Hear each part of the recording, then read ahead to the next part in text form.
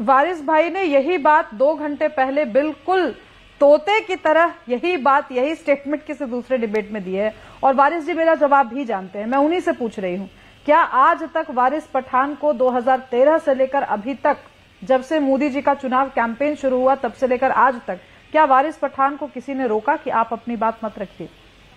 क्या वारिस पठान के आसपास में जान पहचान वाले किसी मुसलमान भाई को कर दिया? अरे मैडम सुनो सुनो सुनो, भारत माता की जय नहीं बोलने पर मेरे को महाराष्ट्र की असेंबली से निलंबित कर दिया था। आप क्यों नहीं बोलेंगे भारत माता की जय? था वहाँ पे। हिंदुस्तान में पहली बार ऐसा हुआ कि कुछ अल्फाज नहीं बोलने पर एक एमएलए को निकाल दिया गया। मेरे साथ तो इतना बड़ा अन्याय हुआ है। क्या मैडम बात करते हो आप? मेरे साथ पर्सनल अन्याय हुआ है, पर्सनल। तो वारिस भाई आप विक्टिम कार्ड खेल रहे हैं। मैं आपसे पूछ रही हूँ, आपको असेंबली में बोलने नहीं दिया गया, आप यहाँ बोल दीजिए। भारत माता की जय बोलने में आपको क्या आपत्ति थी वारिस भाई?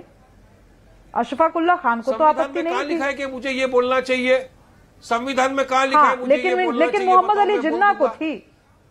नहीं, संविधान में तो ये भी नहीं लिखा। संविधान में तो ये भी नहीं लिखा कि हमें रोज सुबह उठ करके ब्रश करना चाहिए। तो आपने ब्रश करना छोड़ दे। सुब्रष्टा दीदी, वारिस भाई, संविधान में तो ये भी नहीं लिखा कि सुबह उठ करके रोज ब्रश करना चाहिए। संविधान में ये भी नहीं लिखा कि हमें अपने बड़ों का आदर करना चाहिए। संविधान में ये भी नहीं लिखा कि आपको राजनीति करनी चाहिए। तो ये सारे काम कर रहे हैं। मुझे एक बात का यकीन है सुब्रष्टा दीदी, आप राजनीति कर रहे हैं। बड़ों का आदर नहीं करते, उससे ज्यादा आदर वारिस पठान करता है अपने बुजुर्गों का, अपने बड़ों का। मगर मेरे को कोई जबरन बोलेगा कि देश में रहना है, ये बोलो नहीं बोला मैंने। सबने मिलकर मुझे निकाल दिया। अभिष भाई, असेंबली से मुझे 10 दिन के लिए निकाल दिया गया था। सोचिए मेरे साथ ये विषय से ये देखिए आपको कब निकाला, ये विषय से विचलन। उसके बाद चुनाव भी हो गए, उसका रिजल्ट भी आ गया। अब उस विषय पे है नहीं ना चर्चा। सुब्रष्टा जी जी जी, जनता ने भी निकाल दिया कि आप समझने लायक हार जीत होती है। मैं ये कहने का प्रयास कर रही हूँ कि जिस पॉलिटिकल पार्टी के नाम में ही मुसलमान शब्द इतना प्रॉपर तरीके से आता है, उस पार्टी से आप सेक्युलरिज्म, जी मुसलमान की बात आती है, उस पार्टी से आप सेक्युलरिज्म की उम्मीद कैसे कर सकते हैं?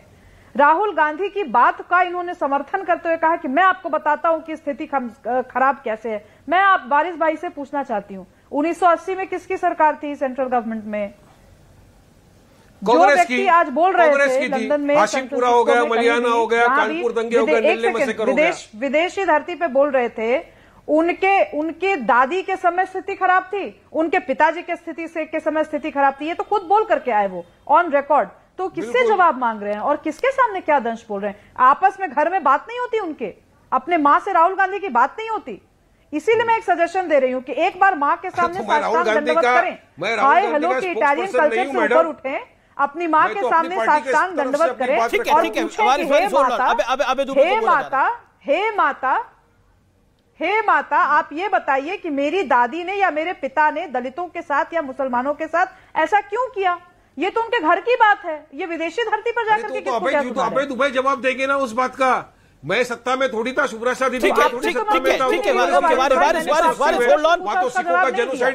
जवाब मांग भी नहीं रही, अबे दुबे से जवाब मांग रही है वारिस पठान पर आप नहीं करते क्या? अच्छा वारिस, यू मेड योर पॉइंट। अबे दुबे 40 सेकंड और पीसीआर 40 सेकंड के लिए ऑडियो खोलिएगा, क्योंकि लगातार फिर आप बोलते हैं अन्याय हो जाता है बाकी लोगों के साथ। बड़ा सवाल है, स्मृति ईरानी ने ट्वीट किया है, कांग्रेस ने ट्वीट किया था कि गुमशुदा है स्मृति ईरानी। उन्होंने बोला मैं तो अमेठी में हूं, फलाने फलाने गांव में हूं। अगर आप एक पूर्व सांसद की तलाश कर रहे हैं तो वो अमेरिका में अवेलेबल है।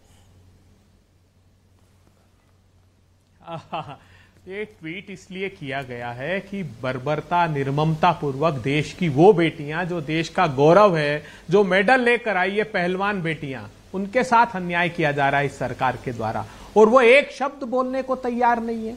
मैं पूछना चाहता हूं, इस देश के किसान जब आंदोलन करें, धरना करें, तो वो पाकिस्तानी और खलिस्तानी हो जाते हैं। इस देश का नौजवान जब अपने न्याय के लिए आंदोलन करे सड़कों पर योजना के खिलाफ, तो वो देशद्रोही हो जाते हैं। आज इस देश की बात का जवाब, आंसू बहा रहे, उनके साथ इतनी बर्बरता।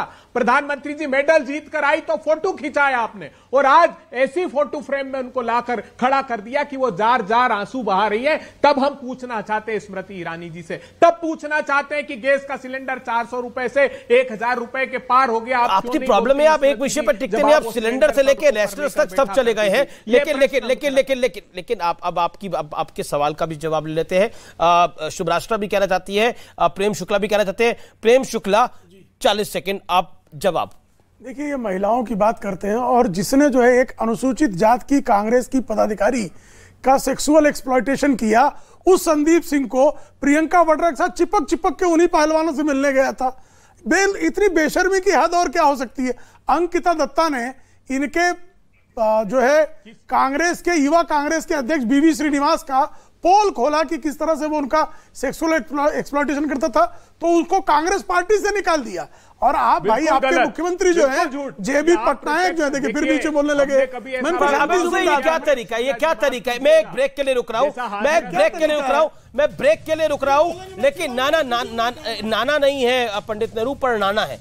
परनाना है, नाना ही हो गए, तो परनाना की वॉकिंग स्टिक के पर ये कह सकता है। लेकिन राहुल के विवादित बयान के बीच कुछ देर में स्मृति ईरानी लाइव और एक्सक्लूसिव होंगी ब्रेक के बाद।